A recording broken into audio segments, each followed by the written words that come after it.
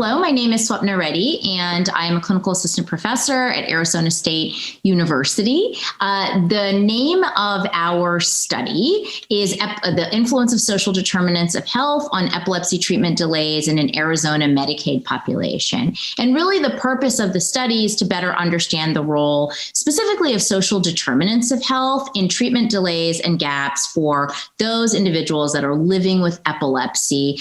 Very specifically looking at a low-income population. We were looking at the Arizona Medicaid population using sort of predictive models at both geographic and individual levels. And we were really looking at Medicaid claims data between the years of 2015 and 2019 to have a better understanding of how certain kind of social determinants variables impacted delays or gaps in treatment for our Medicaid population here in Arizona. And let me take a moment to kind of back up and explain why we wanted to really take a deep look here. You know, at the end of the day, while there's certainly a lot written about delays and gaps in epilepsy treatment, there's very little written about this particular population, and there has not been a strong body of literature, especially from the United States, that looks at social determinants and the role of social determinants in closing these gaps, contributing to these gaps, and helping to close these gaps. So what we really wanted to do was kind of take a page from what's been happening internationally, which is fairly well documented gaps in treatment, especially for low income individuals, those experiencing homelessness, those of certain racial and ethnic backgrounds, those that have access issues to healthcare, et cetera, and really take a look at what was happening here in the United States. And just to give you a bit of background on kind of what social determinants are, we use that term quite a bit, but what I've noticed is sometimes there's a lack of a deep understanding of what that term means. It's really all of the aspects of an individual's lived experience. So we're talking about housing, we're talking about, not necessarily race, but racism and how that individual is experiencing racism, right? Whether it's personal, individual, or systemic racism. We're talking about food access. We're talking about transportation. We're talking about insurance coverage and insurance status, right? We're talking about location, geography, et cetera, social cohesion. These are all sort of the aspects of an individual's life that really influence their opportunity for good health. And what we saw especially when we were looking at epilepsy, is we just weren't examining this enough in the US, right? But we know that there's tremendous gaps in care. And those that are living with epilepsy, depending on the population sample, estimated US epilepsy treatment gaps range from 7% to 50%. I mean, that's a huge range. But what I think it really reflects is a lack of understanding. Where do these gaps come from? Who are we talking about? And how do we take a deeper look? So, in short, what we found from our study is that patients who were 65 years and older were more likely to go untreated than patients that were aged 31 to 50. When we started taking a look at sort of the race ethnicity piece, what we really found is our Native American population, which is a significant population here in the state of Arizona, were more likely to go untreated compared to white patients. Widowed patients were more likely to go untreated relative to single patients. Patients that were experiencing homelessness were more likely to go untreated.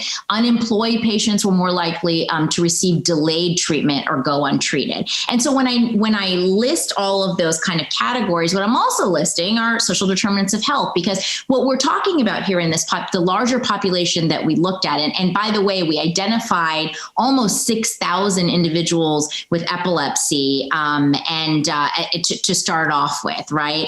And of this population, what we know is these are all folks with insurance, right? They all have insurance. They have our state Medicaid.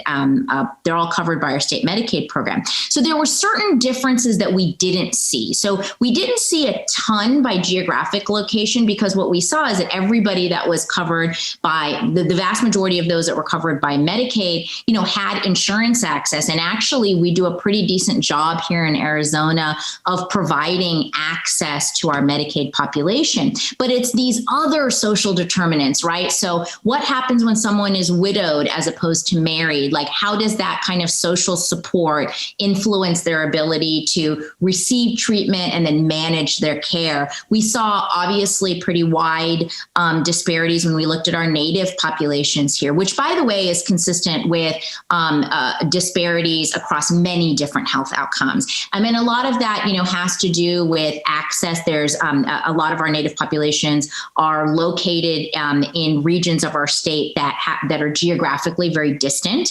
especially from from centers that provide epilepsy treatment, but also, trust in the healthcare system and willingness to connect with the healthcare system.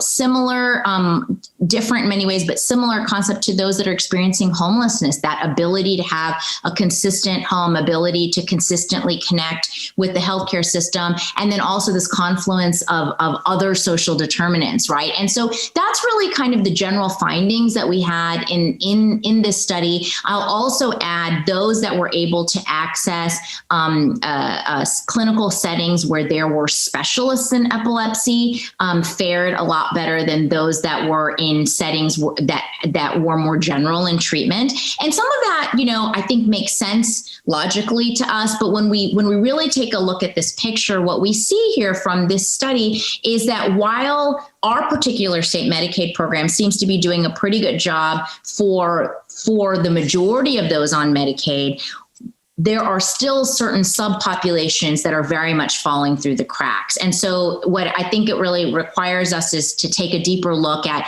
the vulnerabilities of certain subpopulations and how certain social determinants impact those vulnerabilities and really exacerbate those vulnerabilities. And I think this study is incredibly innovative because it provides an opportunity to really think about how to scale something like this in many states around the country. I mean, many states are like Arizona. There's a few urban hubs, and then the rest of the state is rural in nature or somewhat rural in nature. And most of the low-income population do depend on primarily Medicaid for their health care. And there's not a ton of specialty care venues across most states in this country. So what we're really hoping for from this particular study is to share kind of our methodology, to share our findings, but also hoping that it'll spur more similar research, really especially taking a look at the social determinants piece and trying to fill these gaps, especially for those underserved populations, undertreated populations in this country, and helping us to kind of think about in more innovative and focused ways of closing those gaps and creating a more equitable system.